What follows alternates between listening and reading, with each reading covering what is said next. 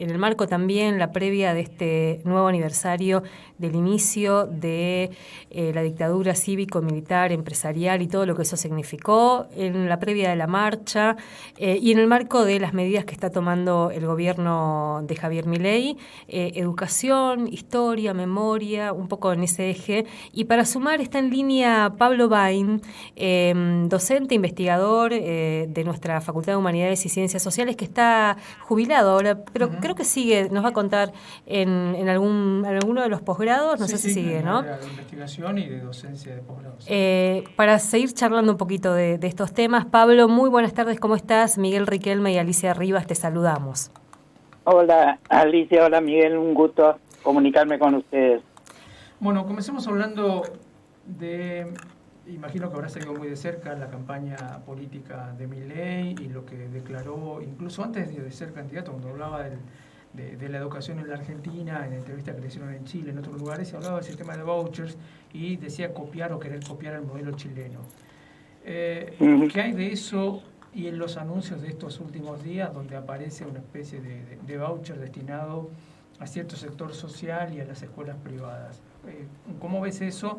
¿Y de dónde te parece que empieza a tomarse Milei para empezar a introducir estos cambios?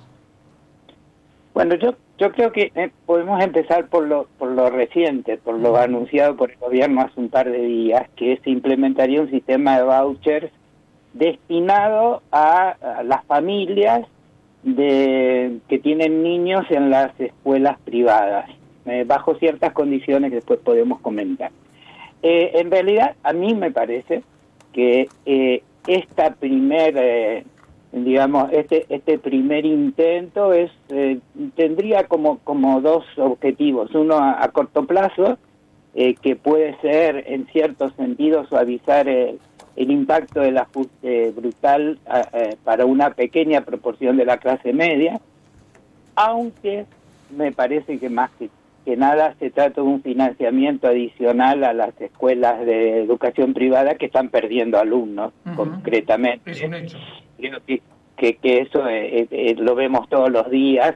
Ayer escuchaba a un integrante de una asociación de escuelas privadas de todo el país y decía que efectivamente ellos iban a presentar la semana que viene un trabajo, pero que había una cantidad de niños, o sea, de niños que eran cambiados, los cambian los padres generalmente, por ejemplo, de escuelas de alto nivel de estatus y alta cantidad, cuotas muy altas, bajaban a medias, de los que estaban en medias bajaban a la baja, y otros que directamente se salían del sistema privado y se iban al público. Esta es una manera indirecta, de alguna manera, de inyectarle a la escuela privada financiamiento, porque a la medida que los padres lo que tienen que hacer es inscribir a sus hijos en las escuelas para poder recibir un financiamiento a través del voucher, evidentemente está muy focalizada quién va a recibir el beneficio. De todos modos, me parece que esto es en el corto plazo. En el largo plazo, como vos bien decías, Miguel, me parece un proyecto mucho más grosso, podríamos decir, que es el de ir reemplazando a través de este sistema el financiamiento de la educación pública.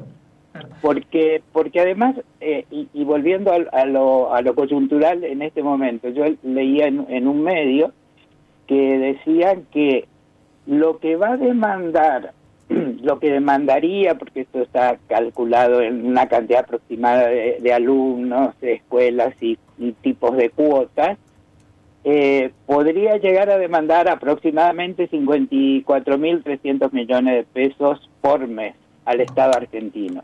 El año pasado, el Fondo Nacional de Incentivo Docente le demandó al Estado Nacional 27.750 millones, o sea, prácticamente la mitad. Está bien, está la inflación de por medio, lo que quiera, pero quiere decir que este dinero bien podría volver a enviarse, destinarse a cumplir la ley de financiamiento educativo que implica el FONID, el Fondo Nacional del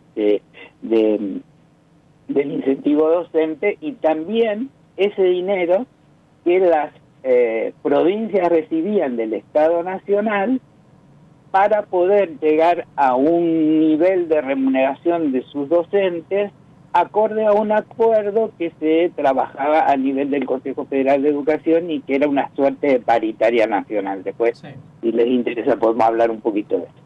Pero, digamos, está clara para dónde va la cuestión. Es decir, no va para mejorar la calidad de la escuela pública, no va para mejorar los salarios docentes, no va para mejorar la infraestructura, sino que va para darle un financiamiento a la escuela privada que ya recibe un importante financiamiento. Porque me gustaría decir una cosita más y después ustedes me preguntan. Está considerado por organismos internacionales, la UNESCO entre otros, que el costo de sostenimiento de la educación demanda un 85% de salarios. Es decir, del 100% de lo que se invierte en educación, un 85% se destina a salarios de todo el personal que pueda tener una institución educativa. Ahora, las escuelas que tienen subvención y que van a entrar en este plan tienen subvenciones desde el 75% de su presupuesto para arriba, es decir, que le están financiando fundamentalmente los salarios de los docentes. Sí. Ahora, Pablo, me gustaría que vayamos a la cuestión más de fondo que te preguntaba por ahí en algún fragmento de la primera parte. El modelo chileno, del que tanto habló Milei, incluso en el propio Chile, hasta que alguien le dijo, no, pero no es así como usted dice, pero eso otro día lo hablamos, depende muchísimo del financiamiento bancario de estos vouchers o de los créditos educativos. Hay familias que eligen a qué niño enviar a la universidad, por ejemplo, o a qué hijo enviar a la universidad, porque no pueden con todos por los altísimos costos que tienen, y endeudan a toda la familia en plazos que acá la gente no lo sabe, pero son 20 y pico de años, 30 años. Sí, exactamente. Bueno, a ver, el origen de esta idea de los vouchers no es nada novedosa en este momento. Milton Friedman, aquel famoso economista, y su esposa, escribieron en los años 50 un libro en el que ya hablaban de la conveniencia de subvencionar no a través del Estado a las escuelas y a las instituciones educativas, sino subvencionar a la demanda, que sería que el dinero vaya a las familias. Esa era la lógica. Se empezó a intentar implementar en varios estados norteamericanos, en la gran mayoría fue un fracaso, pero además fue utilizado de un modo así muy, no me sale otra palabra que muy académica, que muy jodido, por decirlo de algún modo, que es que en las escuelas norteamericanas de esos años 50, 60 del siglo anterior, 70, se utilizó mucho para desplazar a la población afroamericana de ciertos colegios, porque esos sectores en ese momento eran de bajos niveles de percepción de renta, digamos, de renta, exacto. Y ahora no es tan así, ahora está un poco más, pero en aquel momento la gran mayoría de los que no eran negros y después latinos y demás, ¿no? Entonces, ¿qué pasa? Cuando vos disponés de un voucher, después podemos hablar de lo que vos planteás, que es bien cierto, que es el financiamiento y que te queda como deuda del voucher. Pero cuando vos recibís un voucher, nunca recibís el 100% para que tu hijo vaya a la mejor escuela posible. No es eso, te dan una parte. Entonces vos tenés que salir a buscar la escuela que de algún modo pueda cubrir. Si no tenés un dinero adicional para decir, bueno, sí, pero yo quiero que mi hijo estudie informática en la escuela, quiero que estudie lengua que extranjera, qué sé yo, entonces, si no tenés esa disponibilidad para pagar un extra por sobre el voucher, y vas a ir a las escuelas que te van a ofrecer cada vez servicios educativos de menor calidad, ¿no? Pero por otro lado está el lado de la institución. La institución deja de ser pública, por lo tanto no tiene ningún tipo de financiamiento, y pasa a ser una sociedad anónima o la forma, digamos, legal que se determine, que tiene que salir a buscar su clientela. Ahora, la pregunta es, ¿qué tan rentable puede ser abrir una escuela en un paraje dentro de la provincia de Misiones donde hay 15 chicos en 30 kilómetros a la redonda? ¿Quién va a hacer esa inversión? Nadie, porque no es rentable. Es decir, no le vas a poder pagar ni un solo maestro para eso. Entonces, es un sistema claramente de exclusión, que está disfrazado con esto de la libertad de elegir, que dicho sea paso, en el 83 fue uno de los libros que publicó el matrimonio Friedman. La libertad de elegir. ¿Qué libertad tenés de elegir si no tenés ni todo el dinero que necesitas para que tu hijo vaya a un determinado tipo de institución, ni tampoco tienen las instituciones posibilidades de mejorar la calidad de sus servicios porque no les alcanza el dinero que ingresan? No sé si estoy siendo claro. Pablo, me quedan 3 minutos. Me gustaría que esos últimos 3 minutos redondemos esto que quedó hoy como pendiente que decías, que es el tema de los financiamientos. Es decir, realmente va el que puede pagar, y el que no se endeuda y el que no se puede endeudar no va.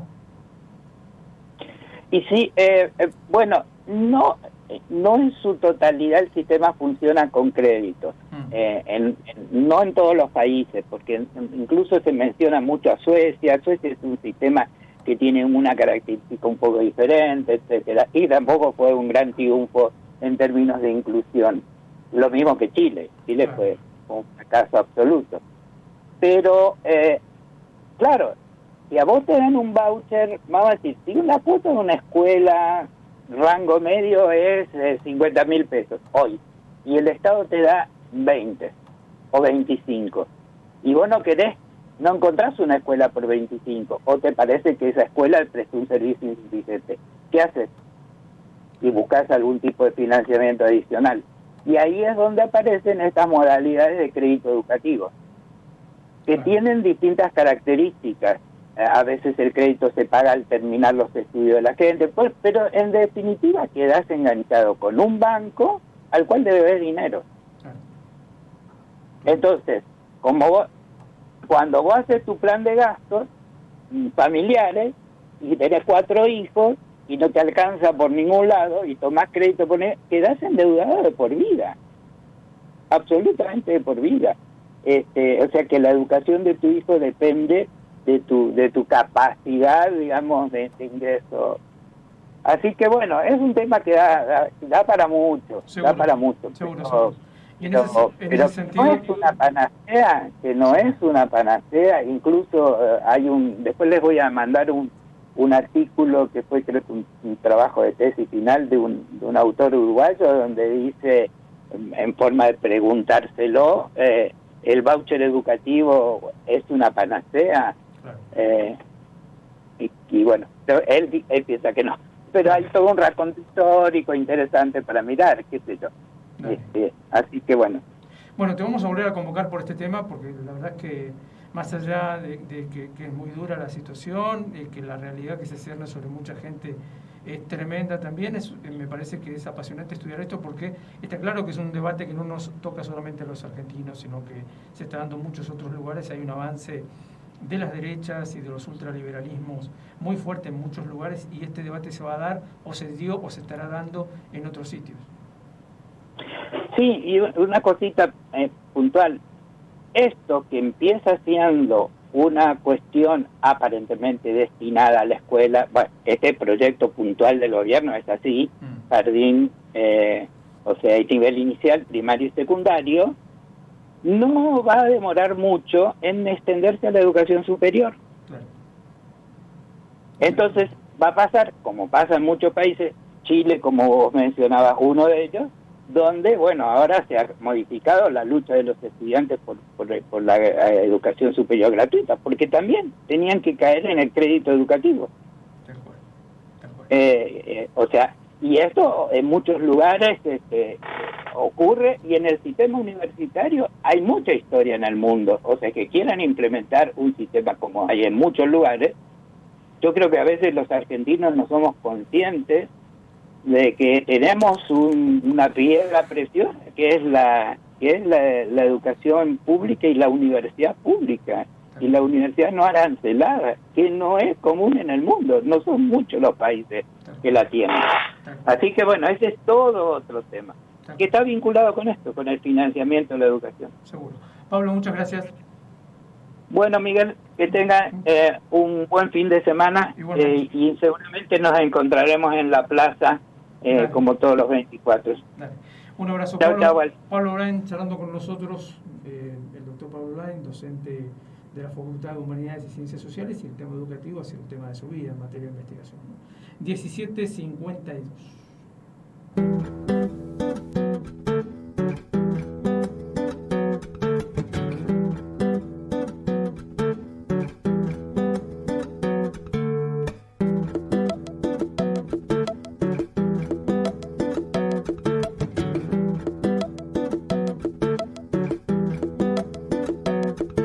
La gente quiere saber bien cómo sos vos. La gente quiere una exacta descripción fundada en estereotipos que no sirven para nada.